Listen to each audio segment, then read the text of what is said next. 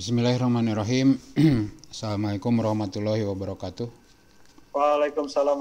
Waalaikumsalam warahmatullahi wabarakatuh. Oke, kita ketemu lagi di algoritma dan struktur data 1. Nah, pada kesempatan kali ini saya akan coba menjelaskan mengenai struktur percabangan.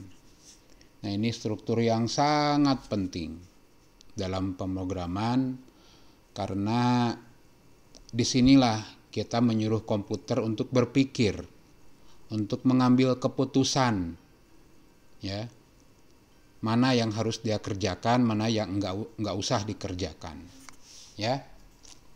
Jadi seperti yang Anda tahu dari kemarin, struktur utama algoritma ada 3, yaitu sequence yang udah saya jelaskan minggu kemarin.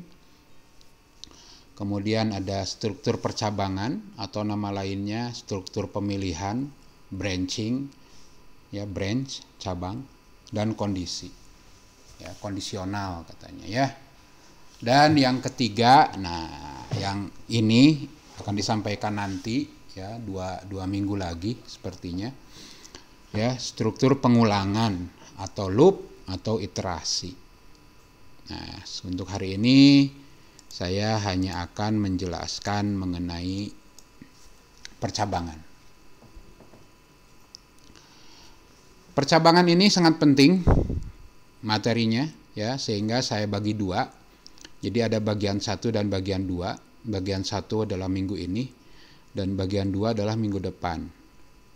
Nah, bagian 1 adalah percabangan dasar yang sederhana dulu.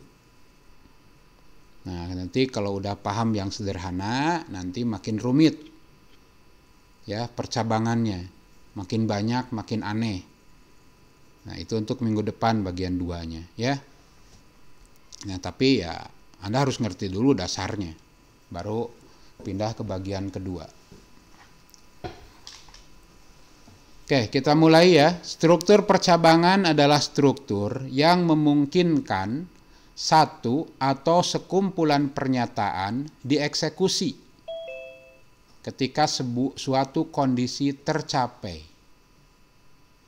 ya, alias ketika sebuah kondisi bernilai true, bernilai benar, ya. Nah, yang dieksekusinya ya bisa satu, bisa banyak. Dengan percabangan, komputer seakan-akan dapat mengambil suatu keputusan layaknya manusia. Jadi dia tahu harus kemana, harus apa yang dijalankan, mana yang harus dilewat, ya. Nah, struktur percabangan disebut juga sebagai struktur pemilihan ataupun branching, ya, ataupun kondisi. Dan di banyak bahasa pemrograman ada banyak jenis percabangan. Ada if then else, ada switch case, ada case of, ada match case, ya. Nah, ini dari berbagai bahasa nih. Tapi yang selalu ada yang if, ya, if then else. Nah, karena kondisi adalah sesuatu yang harus benar atau salah, true atau false, maka ada operator yang wajib kita pakai, yang biasa kita pakai, yaitu operator perbandingan. Karena kalau Anda membandingkan apakah A sama dengan 7, apakah B lebih besar daripada 5, apakah C lebih besar dari D, itu, ya. Itu akan menghasilkan nilai true atau false. Nah, inilah operator perbandingan. Ada sama dengan, yang artinya adalah sama dengan, membandingkan apakah value-nya sama, lebih besar sama dengan, lebih besar sama dengan, lebih besar, lebih kecil sama dengan, dan tidak sama dengan. Nah, mungkin Anda agak aneh nih, kenapa sama dengannya 2? Oke, ya. Saya terangkan dulu. Hati-hati kalau Anda menemukan source code seperti ini. A sama dengan 7. Nah, ini bisa 2 arti. Ada yang namanya assignment, ya, alias pengisian. Ada yang namanya perbandingan.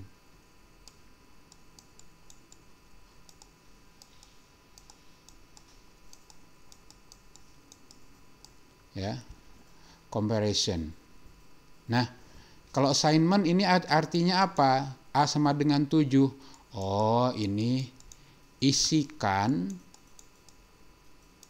7 ke variabel A. Ya, isikan 7 ke variabel A. Jadi diisikan. Ini assignment. Tapi di bahasa lain, Tapi di bahasa yang lain ini itu bisa jadi perbandingan. Ini apakah isi. Jadi ini jadinya pertanyaan. Apakah A berisi 7?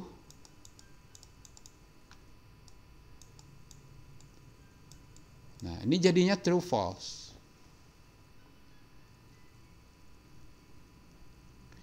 Nah, karena di Python itu sama dengan itu assignment, jadi kalau Anda mau membandingkan, Anda gunakan sama dengannya 2. Di algoritma Anda mungkin nulisnya A sama dengan 7. Kenapa? Karena untuk pengisian pakainya tanda panah. Nah, di bahasa lain misalkan ada bahasa namanya bahasa Pascal. Bahasa Pascal A itu sama dengan 7 itu perbandingan. Ya, apakah A sama dengan 7? Kalau ngisi harus A.2 sama dengan 7. Ini pengisian, ya. Beda bahasa beda-beda. Nah, tapi karena kita akan menggunakan Python, ya. Di Python itu sama dengan digunakan untuk pengisian data, sehingga kalau Anda mau membandingkan sama dengan, gunakan sama dengan 2 kali. Malah di bahasa lain ada ya yang sama dengannya sampai 3 kali. Ya, ini ngecek apakah value-nya sama, tipe datanya sama.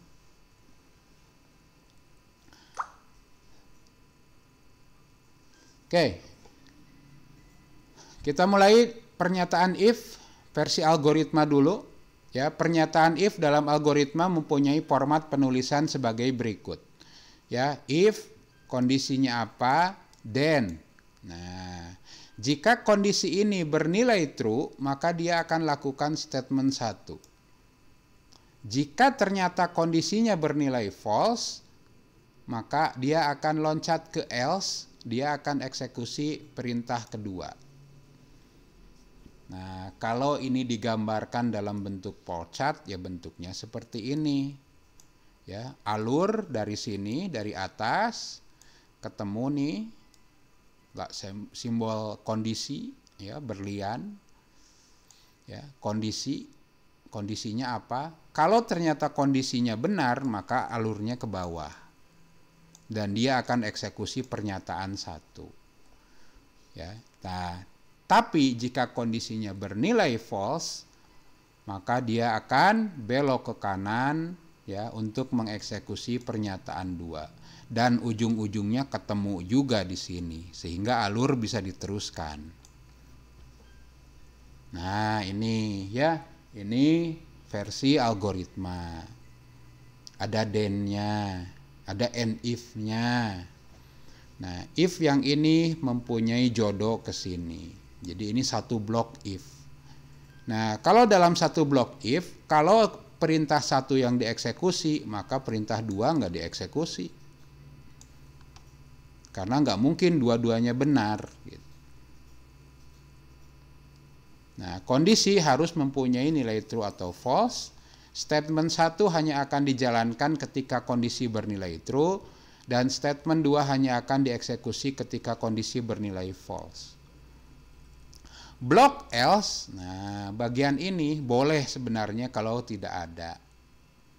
Ya, jadi boleh Anda tidak punya else. Jadi satu kondisi aja udah. Nah, jadi kalau tidak ada else, ya false-nya kemana nih? False-nya langsung keluar sini, nggak lewat pernyataan 2, nggak lewat sini. Ya, jadi false langsung ke sini. Nah, sepertinya kalau pakai teori gini aja agak pusing. Nah, kita mulai nih ke Python-nya. Nah, bagaimana menulis if di dalam Python? Nah, menulis if di dalam Python adalah Anda tulis if, kondisinya apa, kemudian then-nya Anda ganti dengan titik 2. Ya, jadi ini artinya if kondisi then. Jika kondisinya benar, maka akan eksekusi pernyataan 1. Nah, tapi untuk menyatakan bahwa pernyataan 1 itu syaratnya adalah kondisinya benar, maka Anda harus tulis agak menjorok. Ya, boleh pakai spasi, ya, spasi 3 spasi, 5 spasi boleh. Ya. Ini menyatakan bahwa pernyataan 1 itu bagian dari if. Jangan lurus, jangan nulis lurus ke bawah gini, jangan, nggak boleh. Ya. Nah, ini statement 1 akan dieksekusi kalau kondisi 1 nilainya true. Else, nah else harus ke pinggir lagi lurus sama if-nya. Else, maka statement 2-nya apa? Nah, jangan lupa else juga di sini harus ada menjorok. Jika telah selesai, ya, maka Anda ngoding dari sini lagi, dari pinggir, ya. Ini menyatakan bahwa if-nya udah selesai. Oke ya, di sini sedang azan asar dulu, kita tunggu dulu sambil Anda lihat contohnya ya. Ini baca dulu ini.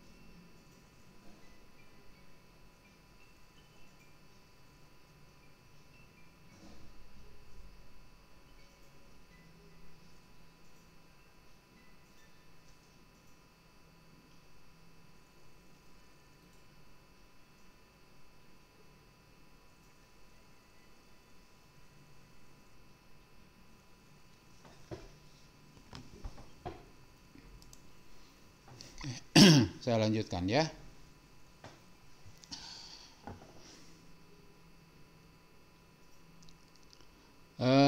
Susunlah algoritma atau program untuk melakukan perhitungan nilai akhir. Inputannya UTS, nilai UAS. Prosesnya adalah perhitungan nilai akhir di mana didapat dari 40% nilai UTS tambah 60% nilai UAS. Outputnya tampilkan nilai akhir, tulis sampai 2 digit pecahan ya. Tulis sampai 2 digit pecahan. Nah, ini if-nya ya.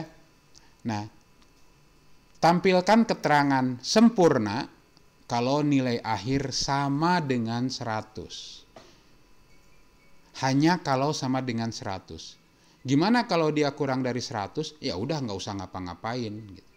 Jadi hanya akan ngasih selamat untuk yang dapat nilainya 100. 99,9 sorry nggak bisa. Hanya untuk yang nilainya 100. Nah, ini contoh solusinya di dalam algoritma ya. Kita punya UTS, punya nilai UAS, tipenya integer, punya nilai akhir, tipenya real. Kemudian ini inputnya, input UTS dan input UAS. Prosesnya adalah, nah nilai akhir adalah 40% kali nilai UTS tambah 60% kali nilai UAS. Outputnya, nah tampilkan nilai akhir. Nah selanjutnya tampilkan selamat kalau nilainya 100. Nah, kita buat nih, if nilai akhir sama dengan 100, then maka outputkan sempurna. N dari if. Nah, itu contoh penggunaan if yang hanya satu alternatif. Sebenarnya bukan alternatif sih kalau cuma satu, yang cuma satu arah saja. Tapi emang ada kemungkinan nggak dieksekusi gitu ya. Nah, ini versi algoritma. Bagaimana versi Python-nya? Nah, akan saya langsung demokan saja. Ya, saya pakai idle saja.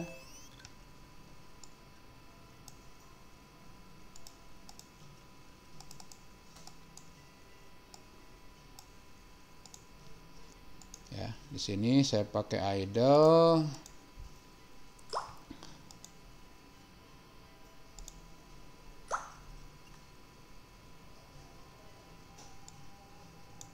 Oke. Minta apa dulu nih? Minta nilai UTS. UTS aja lah. UTS sama dengan integerkan dari input. Nilai UTS. Kemudian UAS integerkan input dari nilai UAS. Kemudian hitung nilai akhir. Nilai akhir sama dengan 0,4 kali UTS plus 0,6 kali UAS. Tampilkan print formatted string ya, nilai akhir. Nah, pengen 2 digit pecahan. Nilai akhir titik 26 titik 2F.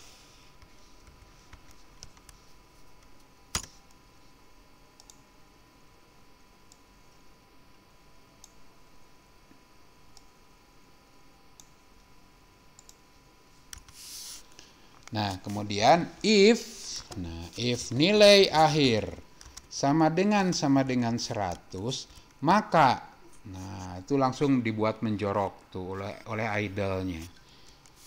Maka kita tulis print ya,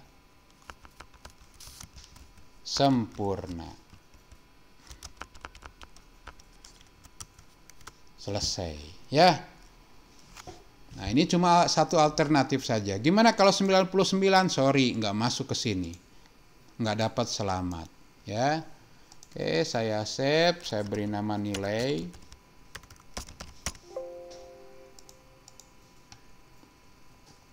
UTS 67, UAS 56, nilai akhir 60,4. Tidak ada pesan apapun. Karena tidak pernah masuk ke dalam print sempurna. Nah, kalau saya ulangi, sekarang nilainya 100, UAS-nya 100, nilai 100 ada muncul sempurna. Nah, ini kalau hanya akan mengeksekusi satu alternatif saja. Oke, sampai sini ada yang mau ditanyakan tidak? Silahkan. Pak, Ya. kalau buat end if-nya gimana? Tidak ada end if kalau di Python. Ketika Anda kalau Anda punya lagi nih, maka dia akan di sini nih, akan di bawahnya. Ya. Nah, ketika Anda pindahkan ke pinggir, ini artinya udah end if. Itu Python. Kalau bahasa lain, itu begin-nya ini, end if-nya ini. Kalau di bahasa lain. Ya. Ada juga yang nulisnya gini, begin, end if-nya itu end. Ada. Tapi bahasa lain. Ya. Kalau Python itu ya, ketika Anda nulis titik 2 itu udah begin. Nah, maka yang selanjutnya perintah yang menjorok inilah yang akan dieksekusi. Kalau misalkan sudah selesai if-nya, Anda tinggal pindahkan kursor ke ujung. Udah, ini udah end if. Jadi kalau di sini ada sebuah print goodbye gitu. Nah, ini bukan bagian dari if. Karena if-nya sudah selesai di sini. Ini akan dieksekusi berapapun nilai yang didapat. Karena print yang pinggir bukan bagian dari if. Tapi kalau ini bagian dari if.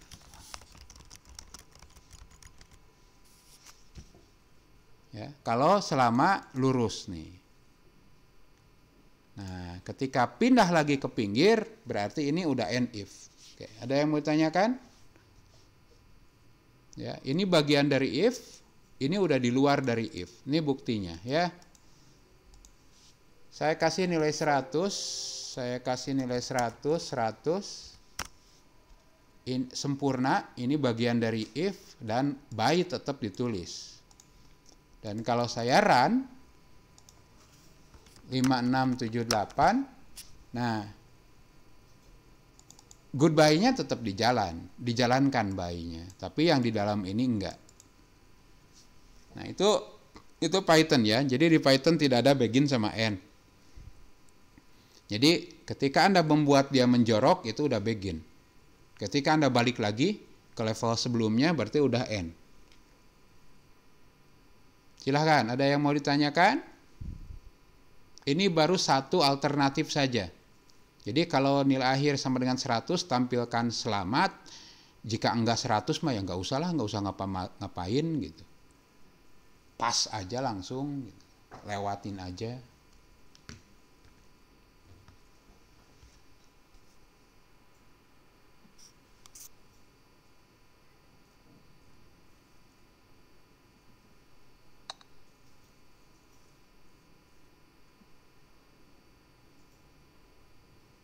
Enggak, silahkan. Ada yang mau ditanyakan tidak? Atau masih masih gampang gitu ya?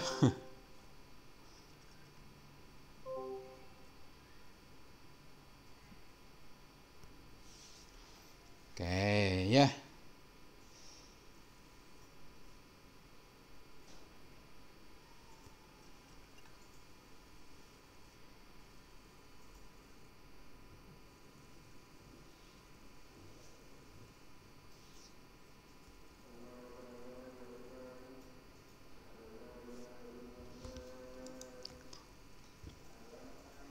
Ini yang barusan ya. Ada yang kurang.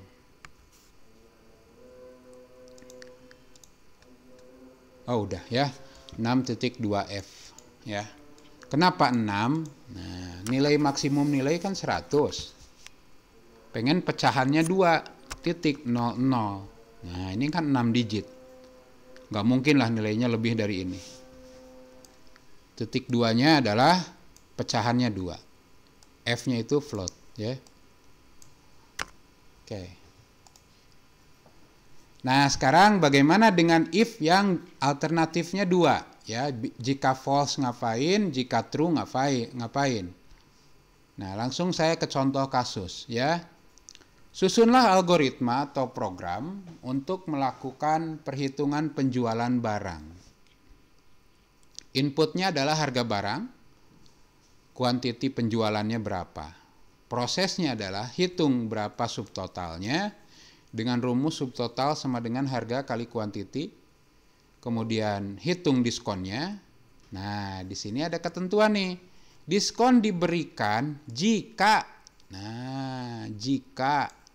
kuantiti pembelian melebihi atau sama dengan 12. Dapat diskonnya sebesar 20% dari subtotal. Nah, gimana kalau dia nggak 12? Berarti diskonnya 0. Nah, kemudian Anda hitung total bayarnya, yaitu subtotal kurangi diskon. Outputnya tampilkan total bayarnya. Subtotal bayar, tampilkan diskon, tampilkan total bayar. Jadi kira-kira contoh eksekusinya seperti ini. Harga satuan 15.000, kuantiti 10. Ditotalkan 15 kali 10.000, 150. Diskon 0. Kenapa 0? Karena belinya cuma 10. Aturan diskon adalah belinya lebih besar sama dengan 12. Sehingga total bayarnya 150.000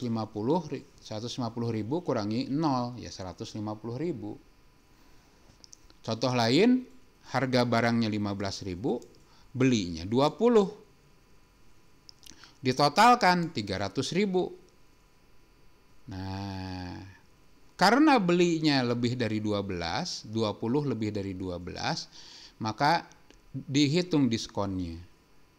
20% dari subtotal. 20% dari 300.000 adalah 60.000. Sehingga total bayarnya 300.000 dikurangi 60.000 yaitu 240.000.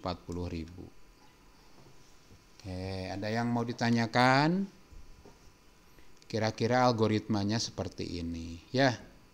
Input harga, input kuantiti, hitung subtotal. Harga kali kuantiti. Nah, if kuantitinya lebih besar sama dengan 12, maka diskonnya dihitung dari 20% kali subtotal.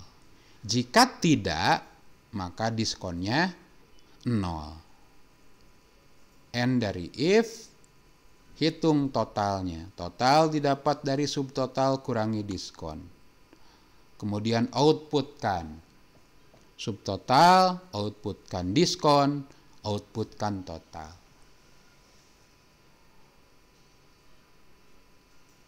Nah, ini algoritmanya, ya.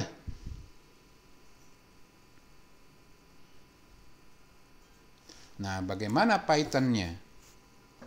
Gampang, ya.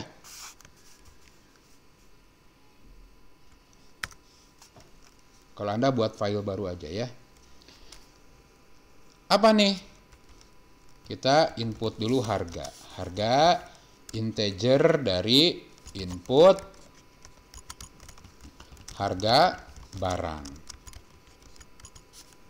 Quantity adalah, ya, integerkan input quantity.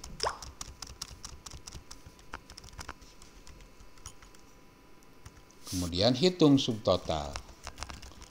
Subtotal didapat dari harga dikali quantity. Dapat subtotal, tentukan diskon. Nah, diskon tadi ada aturannya. If quantity lebih besar sama dengan 12, jika belinya lebih besar sama dengan 12, maka kita punya rumus. Diskon didapat dari 20% kali subtotal. Else, maka diskonnya 0. Mundur lagi. Nah, ini artinya if-nya udah selesai nih. Tapi lupa nih, else-nya pakai titik 2 ya. Nah, kemudian hitung total. Total adalah subtotal kurangi diskon. Nah, kemudian tampilkan ya, print formatted string ya, subtotal rp titik subtotal 10 0 saja, 10.0f ya, tanpa pecahan deh. Print diskon rp diskon format 10.0f. Print total bayar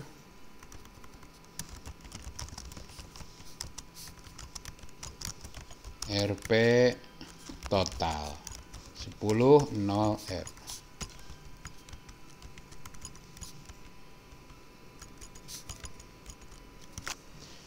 Nah, ini ya, kita tinggal jalankan.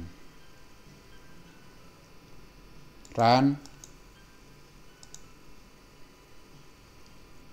Harga barang 15.000, belinya cuma 10, maka 150.000. Kalau saya jalankan lagi,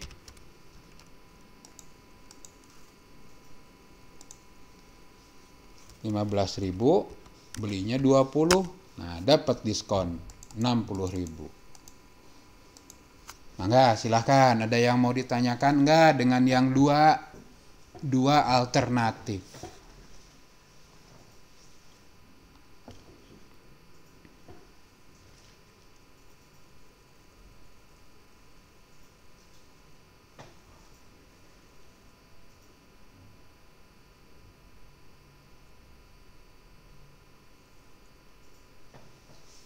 Ada? Kalau enggak saya lanjutkan nih. Ya, kalau Anda udah paham yang dua alternatif, kita naik ke yang lebih dari dua alternatif.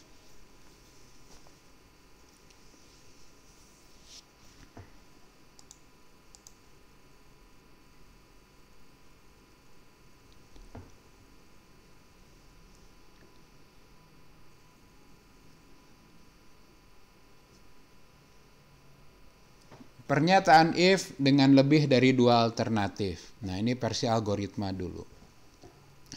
Jika Anda mempunyai alternatif alur lebih dari dua pernyataan, misalkan kemungkinannya ada 3, ada 4, ada 5 gitu ya, nggak cuma true false doang. Maka langkah yang dilakukan adalah dengan mencabangkan kembali bagian else. Sehingga format penulisannya seperti ini ya. If kondisi 1, then statement 1 dieksekusi. Jika false, jika false kan akan loncat ke if nih.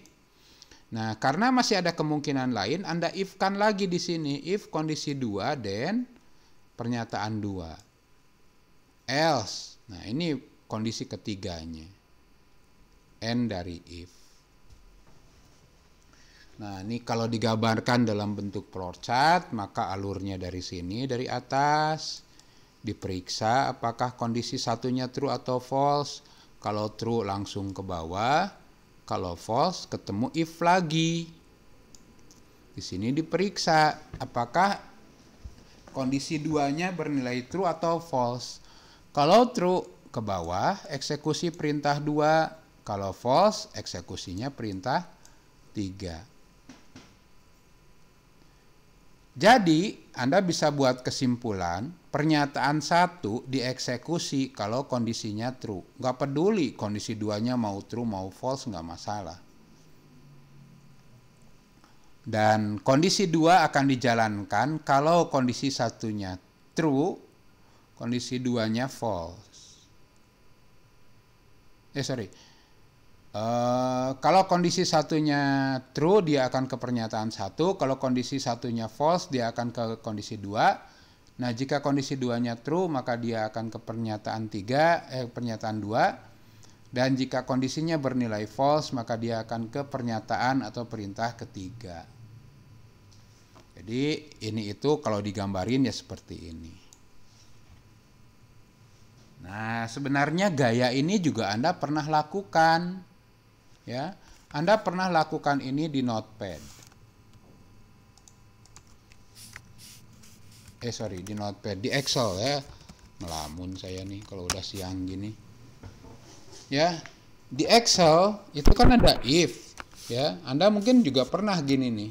If A1 lebih besar daripada 80, maka indeksnya A. Jika enggak, nah ini else-nya loh. Ya, setelah koma kedua itu else-nya. Tapi karena kita masih punya kemungkinan lain, biasanya di-if-kan lagi. Jadi if A1 lebih besar sama dengan 68, maka dapat B. Jika enggak, else lagi. Nah, else-nya boleh dicabangkan lagi jadi if. If A1 lebih besar daripada 56, maka dia nilainya C. Di sini juga ada else. Nah, else-nya dicabangkan lagi. If A1 lebih besar sama dengan 45, maka dia dapat nilainya D. Jika enggak, dia dapat nilainya E.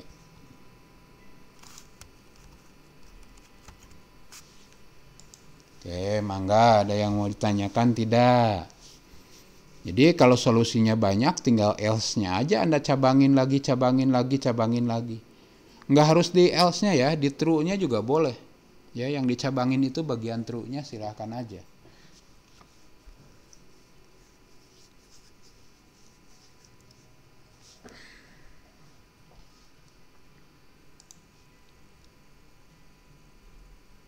Nah ini ya. Nah disinilah Anda kenal sebuah keyword baru namanya elif. Else if. Dalam Python Anda bisa menggunakan elif, ya, singkatan dari else if, untuk percabangan kedua dan seterusnya. Setelah keyword elif, maka Anda harus menuliskan kondisi selanjutnya. Ya. Nah, ini jadinya if kondisi 1, then statement 1, elif kondisi 2, maka statement 2. Sisanya jalankan statement 3.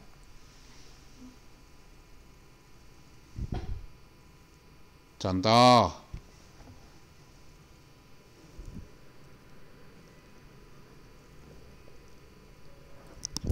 Contoh adalah Anda diminta untuk membuat sebuah program yang menentukan langkah apa yang akan diambil oleh seorang pengguna jalan ketika melihat warna lampu lalu lintas. Inputannya warna lampu lalu lintas. Proses dan outputnya menampilkan tindakan yang harus dilakukan berdasarkan warna lampu lalu lintas. Tampilkan silahkan jalan kalau lampu hijau. Kemudian tampilkan siap-siap kalau lampu lalu lintas berwarna kuning.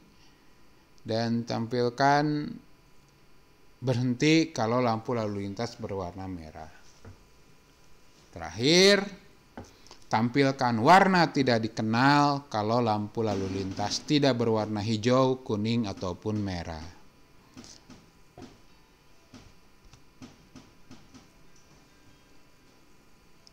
Jadi contohnya seperti ini ya. Warna lampu hijau, silakan jalan. Warna lampu kuning, siap-siap. Warna lampu merah, berhenti. Warna lampu hitam, warna tidak dikenal. Nah, bagaimana nih ini di algoritmanya? Ya, tinggal gini ya. Anda punya variabel warna, tipenya string, inputkan warnanya. Kemudian if warna sama dengan hijau, maka tulis silakan jalan. Jika warnanya kuning maka siap-siap, jika warnanya merah maka berhenti, Sisanya warna Anda tidak dikenal. Nah, bagaimana dengan Python-nya? Nah, di Python-nya Anda cukup tanya warna. Input warna lampu. Kemudian Anda buat if. If warna sama dengan hijau, maka print. Silahkan jalan.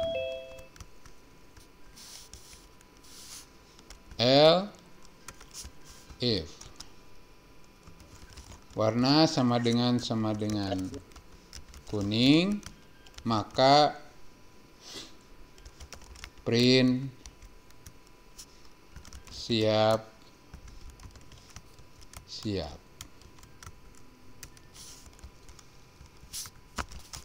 If warna sama dengan merah, maka print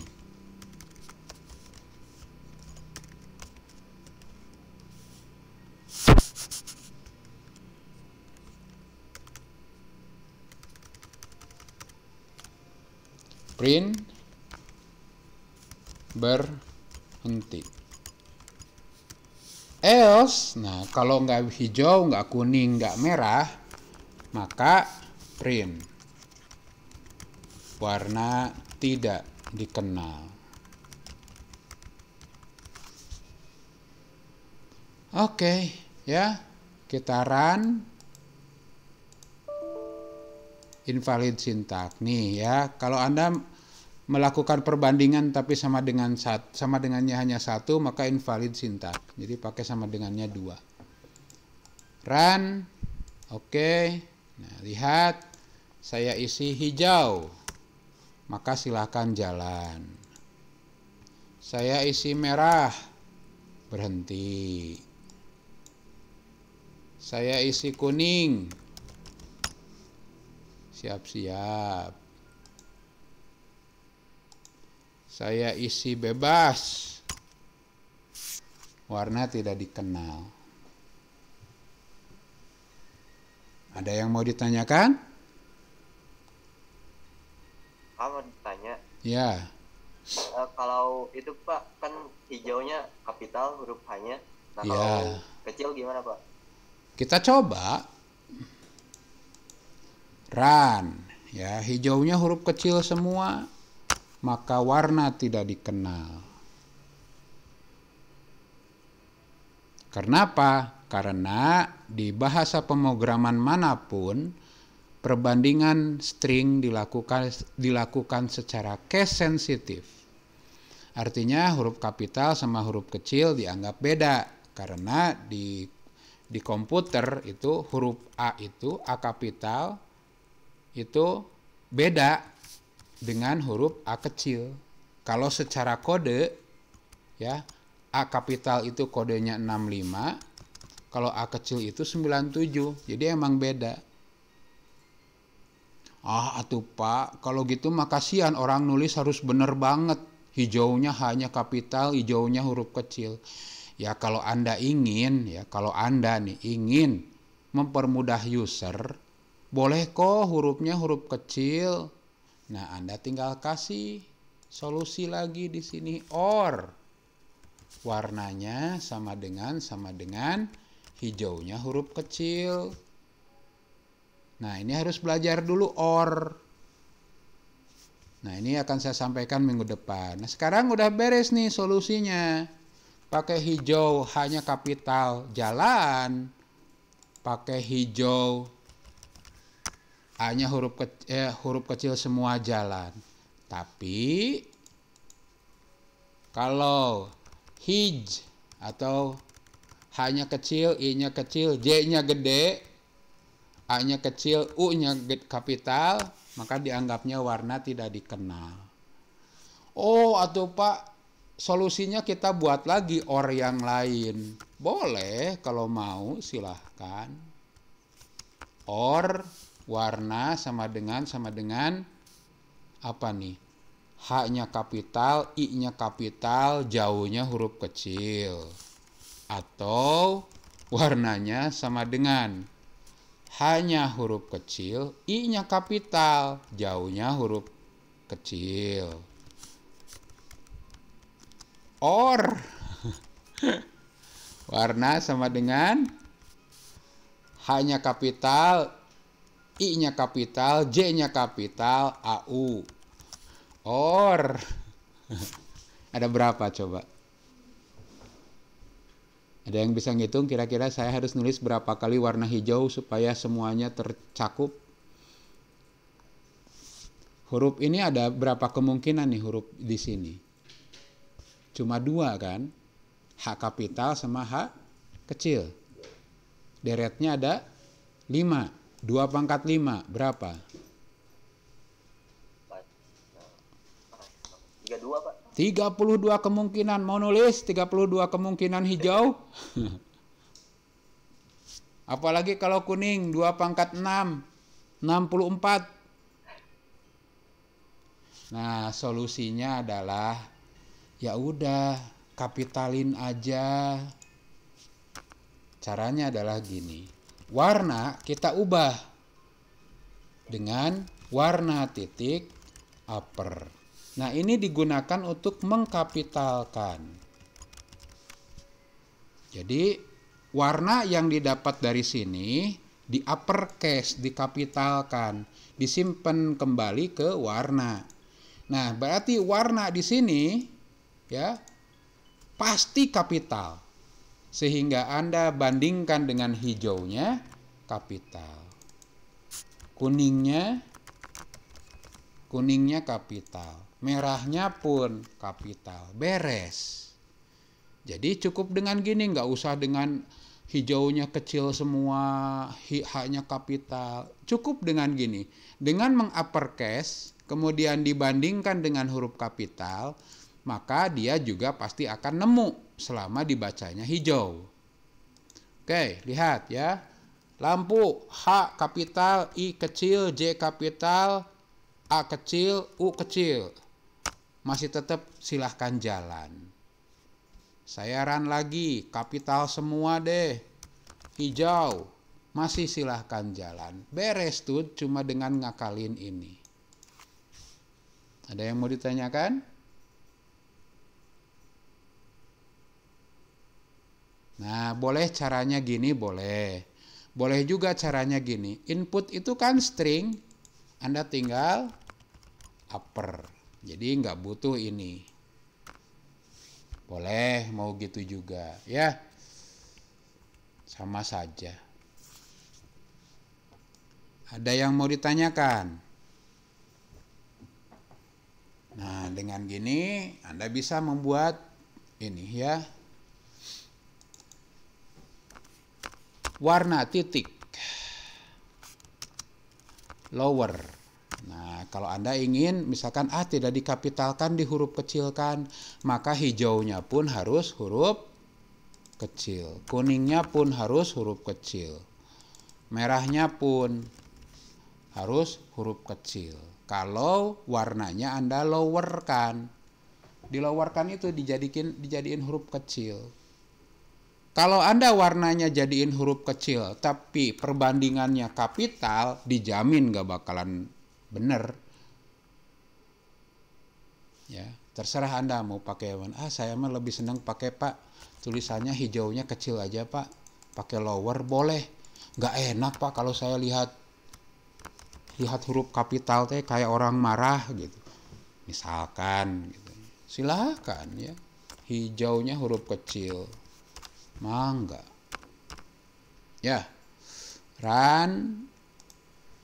Ya, saya user nulisnya bebas, merah.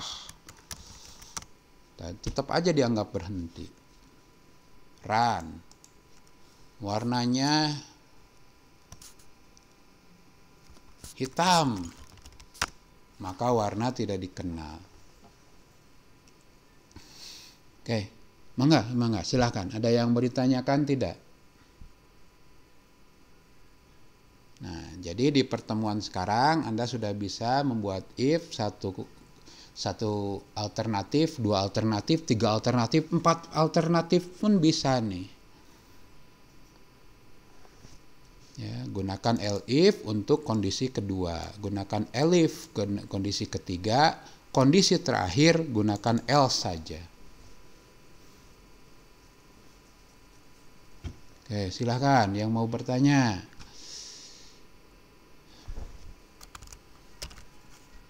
Oh, nggak ada di chat, nggak ada yang nanya. Pak. Yo. Ini teh digunain buat itu tiang rambu lalu lintas. Enggak, justru enggak. Ini untuk pemakai. Contoh Anda membuat robot gitu. Membuat robot supir gitu. Nah, robotnya ngedeteksi lampu lalu lintasnya warnanya apa nih? Oh, hijau. Maka apa yang dilakukan oleh si robot itu? Berhenti. Jalan gitu. Ini bukan untuk lampu lalu lintasnya. Lampu lalu lintasnya beda lagi algoritmanya. Jika sudah 30 detik, maka rubah dari hijau ke kuning dulu. Udah ke kuning, pindah ke merah. Gitu. Justru ini sebaliknya. Ini apa yang harus dilakukan oleh komputer kalau nemu lampu lalu lintas. Nah, tapi kan di sini Anda bisa lihat bahwa komputer seakan-akan bisa mikir, oh saya harus berhenti nih, oh saya harus siap-siap, oh saya harus jalan gitu. Tetap kita yang nyuruhnya. Ya. Menghuruf kecilkan. Oke, ada yang mau tanyakan lagi? Sok dipelajari terus ya.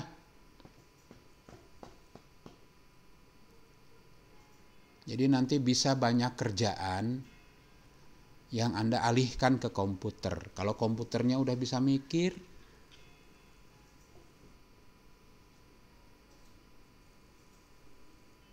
Bapak, kalau misalnya lampunya nyalanya 2 kayak gimana? kan di sini mah kita inputnya cuma 1. Ya kalau misalnya tiba-tiba nyalanya 2 gitu. Gimana maksudnya? Ya kalau misalkan gini ya, kalau saya run, ya ini mau diisi apa nih tiba-tiba sama Anda? Kalau Anda tulis hijau merah, ya dia dianggapnya tidak dikenal gitu.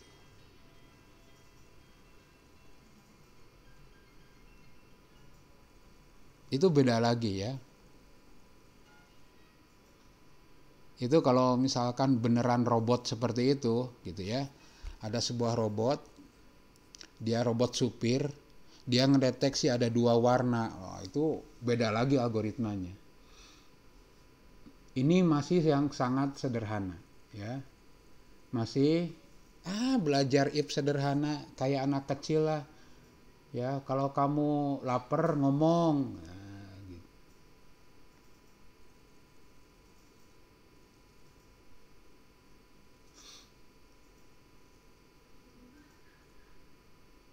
Nanti bisa ini ya. Kalau nanti kalau nanti bisa aja warnanya itu inputnya 3 gitu ya. Input warna ya, red, yellow, atau gini lah, merah, kuning, hijau. Nah, jadi nanti kalau dia nginputnya gini 011 gitu ya. Kalau dia 011, oh berarti yang nyalanya kuning sama hijau. Apa yang dilakukan? Nah, nanti ngapain? Itu bisa saja sih, cuma belum waktunya lah sekarang.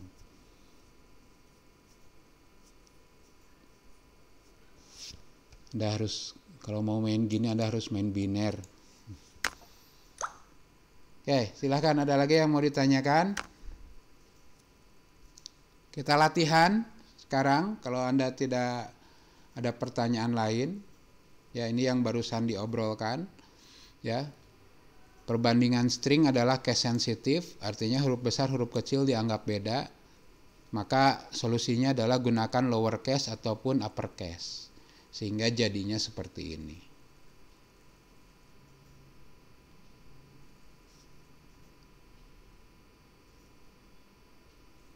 Oke, latihan ya. Ada 3 latihan. Latihan if dasar saya kasih 3 latihan, 1 saya kerjain bareng. Ya, latihan 1, latihan 2, latihan 3. Nah, silakan Anda coba di rumah. Latihan pertama adalah buatlah suatu program untuk menghitung tiket kereta api berdasarkan kota tujuan. Ada 3 kota tujuan, yaitu Jakarta, Yogyakarta, dan Surabaya. Nah, untuk mempermudah pengisian, maka kota tujuan diinput berdasarkan kode tujuan. Jadi tidak nulis Jakarta, tidak nulis Yogyakarta, tidak nulis Surabaya, tapi nulis kodenya. Nah, di sini saya sederhanakan ya, Jakarta itu kodenya 1, Yogyakarta itu kodenya 2, Surabaya itu kodenya 3. Kalau Anda nginputnya nama kota, ribet di Yogyakarta. Ada yang nulis Yogya aja. Ada yang nulis Jogja. Ada yang nulis Yogyakarta. Ya, daripada ribet ya pakai kode ya. Ya, toh di pesawat, di kereta api juga nama kota itu dikodekan ya.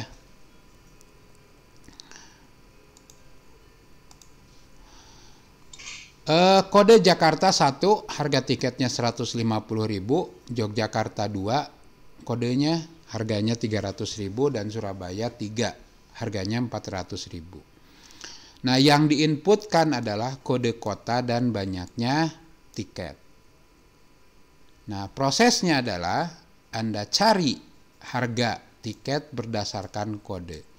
If kodenya 1, maka harganya 150.000. If kodenya 2, maka harganya 300.000. If kodenya 3, maka harganya 400.000. Nah, kalau sudah nemu harga tiket, tinggal hitung total bayar, yaitu harga tiket dikali banyak tiket, dan tampilkan total bayar. Jadi contohnya seperti ini. Ya, munculkan judul, jurusannya, tampilkan dulu nih 1, 2, 3, Jakarta, Yogyakarta, Surabaya, baru tanya, mau ke jurusan mana nih, 1, 2, atau 3. Anggaplah input 2, Yogyakarta. Tanya berapa banyaknya tiket, 4. Nah, maka ini bukan banyak ya, ini harga. Harga tiketnya adalah 300.000 nih. Ya, 300.000 ke Yogyakarta, sehingga total bayarnya adalah 300.000 dikali 4, jadi 1.200.000. Kasusnya ada yang mau ditanyakan nggak? Udah paham belum? Paham ya? Hitungan biasa. Nah, bagaimana nih di Python-nya? Kita tanya dulu. Kita tulis dulu ini ya. Kita tulis dulu apa nih?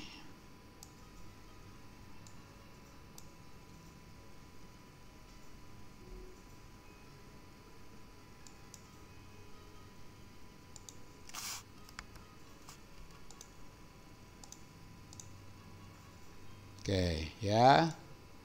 Pertama apa yang harus kita lakukan? Nah, tulis dulu judulnya. Print. Perhitungan tiket kereta api. Print. Tanda minus 30 kali. Kemudian tulis jurusan. Print. Jurusan. Print 1. Jakarta. Print 2. Yogyakarta. Print 3. Surabaya. Nah, baru ditanya di sini ya. Kode kota didapat dari integer kan, input ya, pilihan kota 1, 2 atau 3.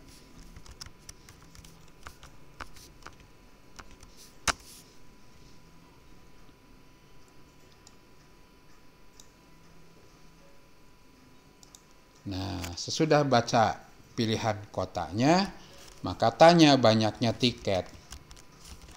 Banyak tiket adalah integer dari input banyak tiket.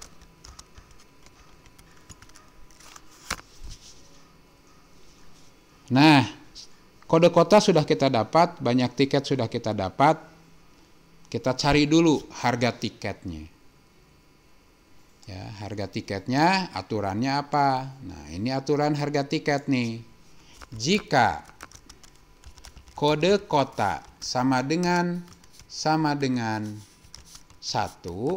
maka harga tiket, harga aja lah ya, harga tiket adalah 150.000. Else if kode kota sama dengan 2,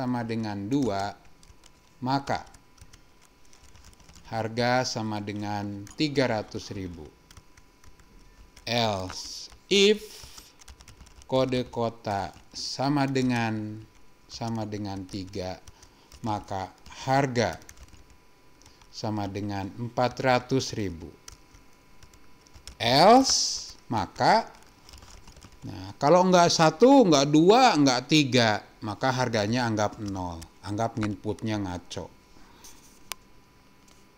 Ya, boleh kasih keterangan di sini ya.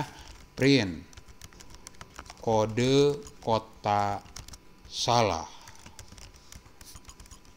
Boleh, silahkan saja. Mundur lagi ke sini berarti if sudah selesai. Kita hitung bayar. Bayar didapat dari harga dikali banyak tiket. Nah, kita tampilkan print F ya, formatted string, harga tiket RP kurung kurawal harga. Saya format 10 tanpa pecahan. Indonesia mah udah jarang pakai pecahan ya. Kemudian print F, bayar, total bayar adalah RP bayar 10.0F. Silahkan, ada yang mau bertanya? Tidak. Oke, kalau dijalankan hasilnya seperti ini ya.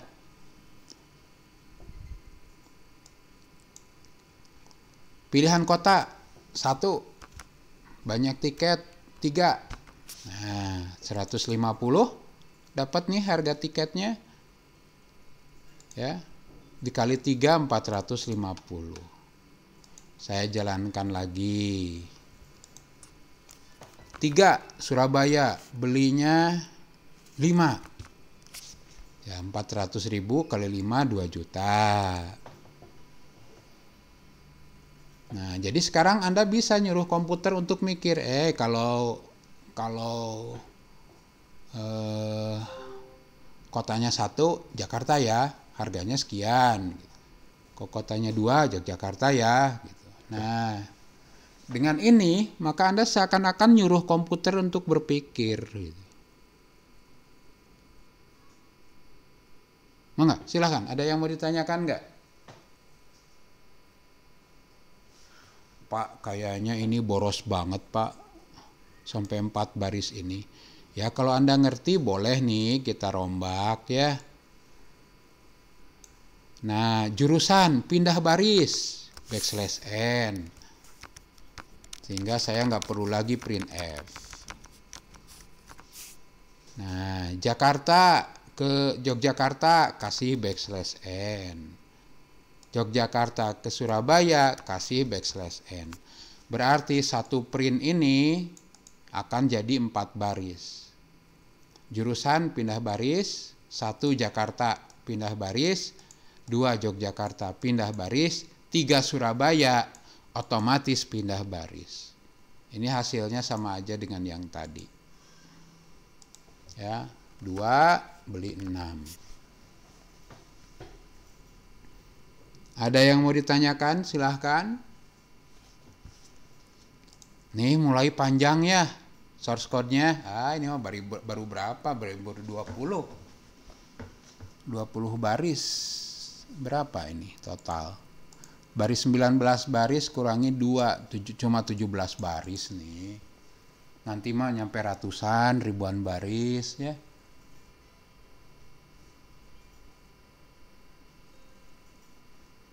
Ya, nanti mah gini, bisa aja nih jadi kerjaan Anda nih. Ya. Inputkan lokasi berangkat. Unicom.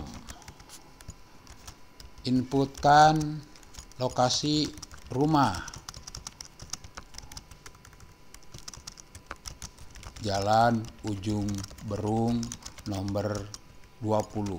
Wah, nanti algoritmanya apa nih? Algoritmanya adalah cari koordinat Unicom. Kemudian cari koordinat Jalan Ujung Berung nomor 20. Nah, kemudian tanya ke Google Map. Tanya rute ke Google Map. Kemudian hitung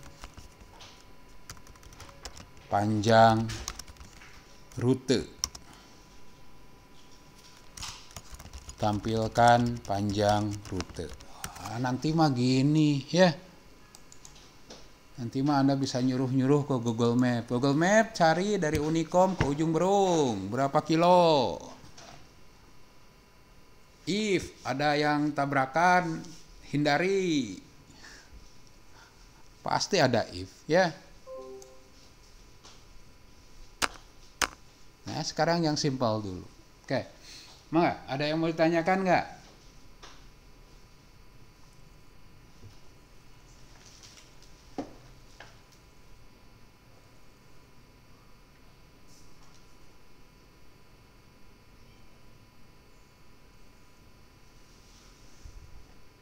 Oke, jika tidak ada pertanyaan, nah saya minta Anda untuk latihan ya. Silahkan latihan dulu di rumah.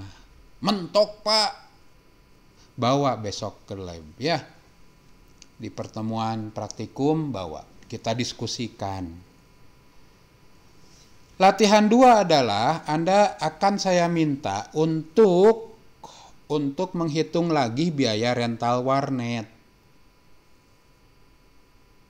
Hanya, nah ditambahin fitur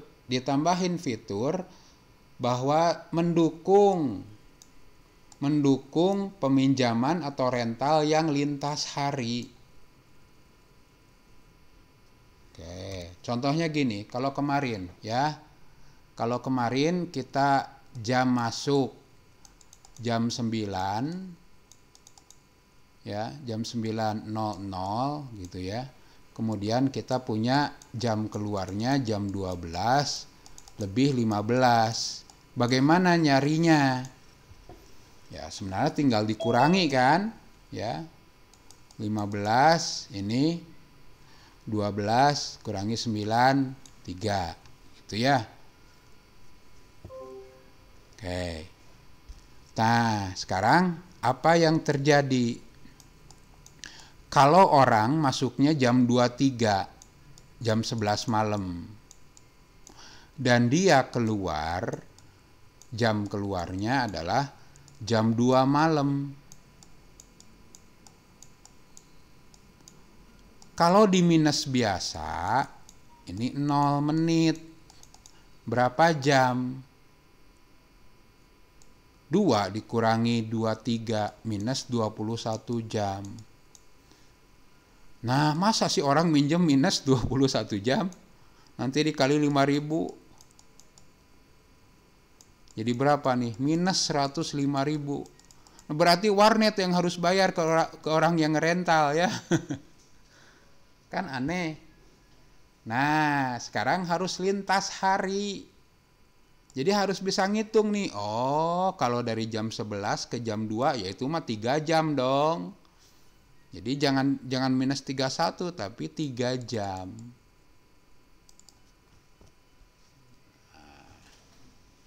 Jadi aturannya adalah inputnya jam masuk, jam keluar dan menit keluar.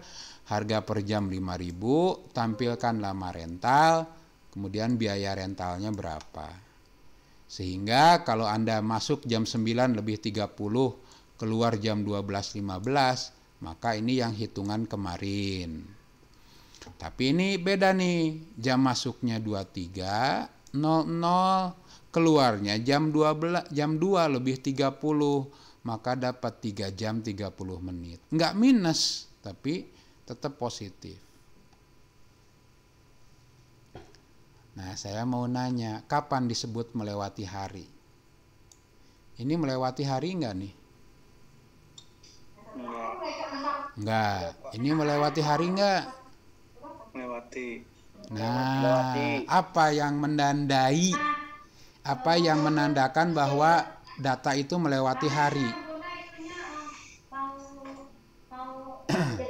Melewati jam 12. Tahunya melewati jam 12, tahu dari mana? Sesama mahasiswa mau aja berbagi. Kuipun tadi tuduhkan Ike, tapi kupun udah dicek Ike nana. Ya, tandanya dia melewati jam 12 apa? Yang membuat Anda tahu bahwa oh itu lewat jam 12 gitu. Jam masuk lebih besar dari jam keluar. Jika if jam masuk lebih besar daripada jam keluar. Solusinya apa nih kalau jam masuk lebih besar daripada jam keluar?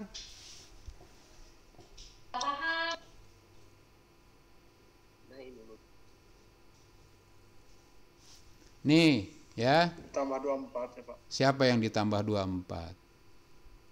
Jam keluarnya. Tuh, karena lintas hari, karena sudah beda hari, maka jam keluar adalah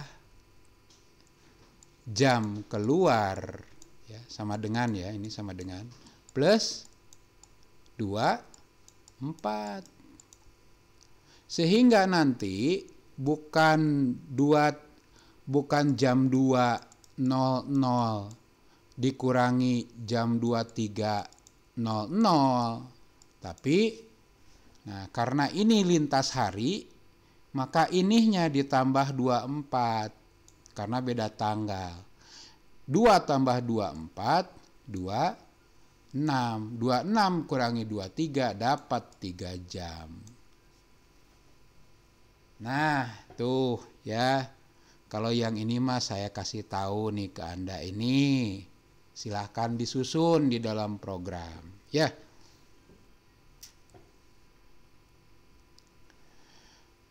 Itu latihan 2. Latihan 3. Nah, ini mulai agak rumit lagi nih. Udah mirip sedikit database ya, di mana kita punya data banyak. Tapi sementara 3 dulu.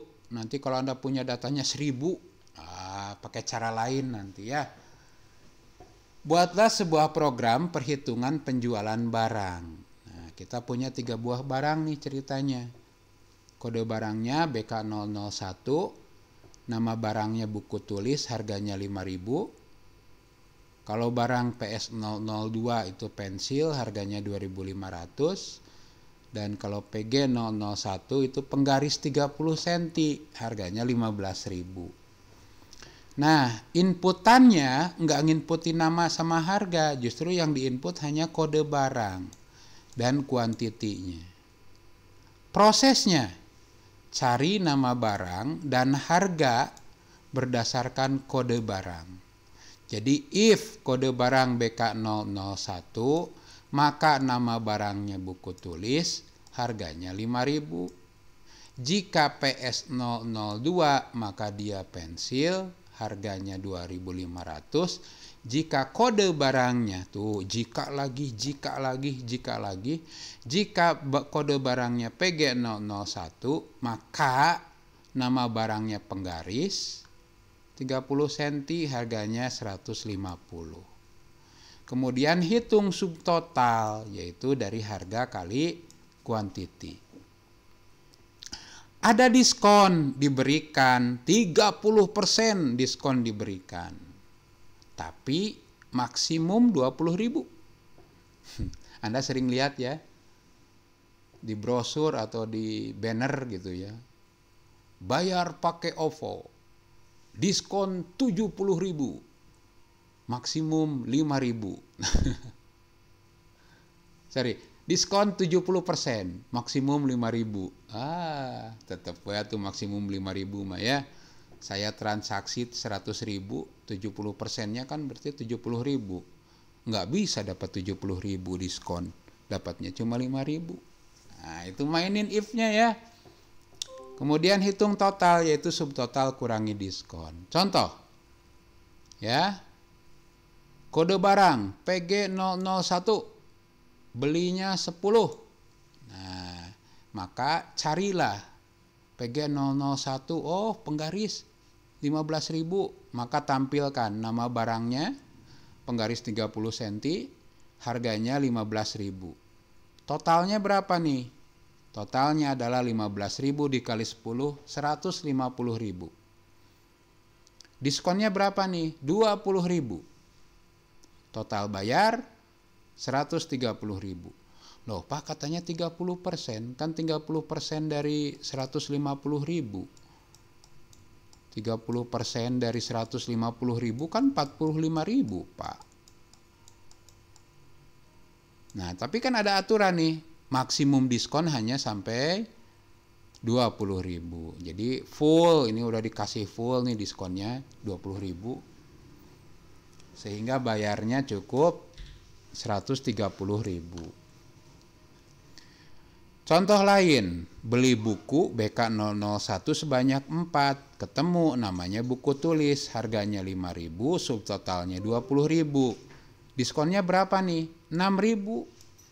Kenapa? Ya 30% dari 20.000 yaitu 6.000. Jadi dia full dapat diskonnya nih 30%, 6.000. Sehingga bayarnya hanya 14.000. Ada yang mau ditanyakan? Diskon 90%, maksimum 2.000. Tanggung sama ya.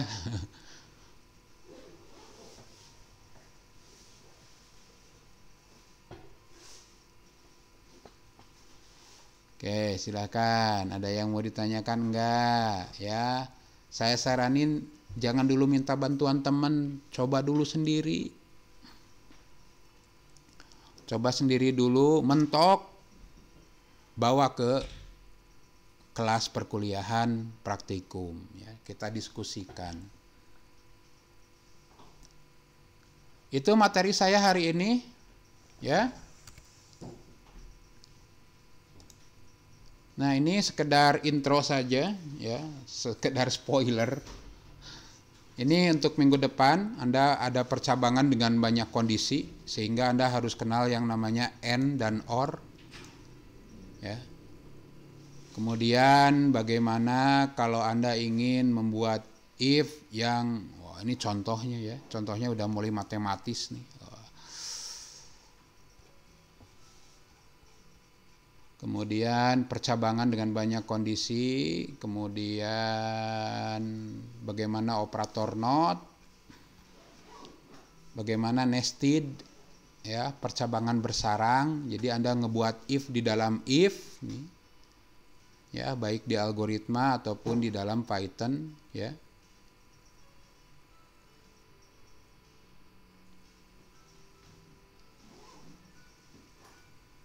Kemudian nanti latihannya, ya, Anda latihan ngecek apakah sebuah tahun itu tahun kabisat atau enggak.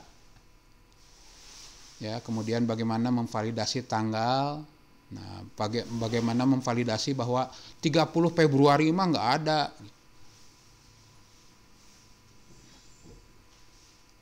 Kemudian latihan 2-nya, latihan 3-nya hitung tiket. Nah, kalau tadi cuma berdasarkan kota, nah sekarang harus ada berdasarkan kelasnya. Jadi yang diinput 2, kota dan kelasnya. Kemudian ada juga nih latihan berapa nih? Latihan 4, ngitung gaji karyawan. Ya, ada direktur, manajer, staf, yuk dapat gaji pokok. Nah, jika statusnya menikah, dapat tunjangan keluarga. Tanya berapa banyak anaknya. Cuma anak yang dapat tunjangan hanya sampai anak ketiga. Anak keempat, anak kelima nggak dapat tunjangan. Nah, itu if tuh. Ya, kemudian ada pajak dan total pendapatan. Ya, ini sekedar contoh hitungan. Nah, yang kelima, Anda ngebuat game yang dimainkan oleh manusia sama komputer. Yang sederhana dulu, main gunting kertas batu. Ya, jadi nanti manusia nginputin apakah dia milih gunting, apakah dia milih kertas, apakah dia milih batu. Nah, gimana komputer supaya dia bisa milih gunting kertas batu? Nah, kita pakai random choice, ya, antara gunting, kertas, batu. Nah, nanti bandingkan. Jika pemain gunting, komputer gunting, draw. Jika pemain gunting, komputer kertas, menang gunting, menang pemain, dan selanjutnya, ya. Contoh, komputer telah memilih. Sekarang giliran Anda. Pilihan Anda apa? Dia milih kertas. Usernya milih kertas. Ternyata tadi itu komputer milih gunting, berarti komputer yang menang. Ada kemungkinan juga, ya, komputer milih, kita jawab gunting. Ternyata komputer juga tadi dia ngerandomnya dapat gunting, berarti draw. Lain waktu ngerandomnya dapat batu, ya, komputer ternyata milih gunting, maka Anda yang menang. Pemain yang menang. Nah, membuat game kecil-kecilan antara manusia sama komputer. Cuma belum berulang. Nanti berulangnya di semester depannya. Bagaimana agar kita bisa melakukan permainan 5 kali. Nah, yang menang 3 kali, udah jadi pemenang. Ya, sedikit-sedikit. Ya, silahkan kalau ada yang mau ditanyakan. Ya, latihannya Anda coba, ya, sendiri dulu, mandiri dulu Anda cobanya. Ya. Kalau mau bertanya, Enggak. Kalau itu latihannya dikumpulin? Enggak.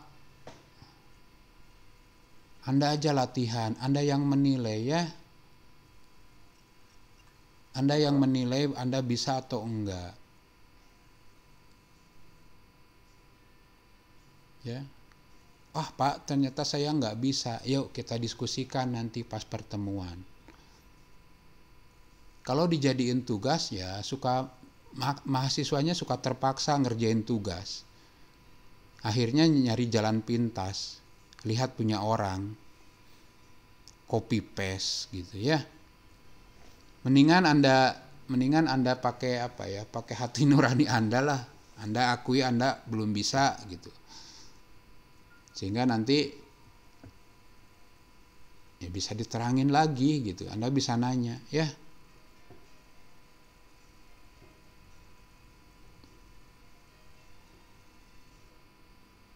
Jadi jangan sampai Anda kuliah segala macam tugas itu gara-gara copy paste doang gitu. Cuma copy paste doang ke temen, tapi Andanya nggak ngerti. Ya, mendingan Anda menilai sendiri Anda udah bisa atau belum gitu. Wah, belum, terus belajar. Saya juga dulu termasuk yang goblok di komputer, ya. Tapi ya terus nyoba, akhirnya asa biasa nih gitu. Ya, waktu mah pengorbanan itu mah ya. Supaya bisa ya. Oke. Ada lagi yang mau bertanya? Nanti yang dikumpulkan mah tugas ya, bukan latihan mah ya. Silahkan Anda coba. Kalau Anda nggak ngerjain latihan nggak apa-apa sih, ya cuma Anda rugi aja gitu, ilmunya nggak dapet. Oke, saya tutup saja perkuliahannya. Silahkan latihan terus, coba di rumah, coba sendiri, bingung, mentok, bawa ke praktikum. Ya, kita diskusikan. Oke, terima kasih atas perhatiannya. Assalamualaikum warahmatullahi wabarakatuh. Waalaikumsalam warahmatullahi wabarakatuh.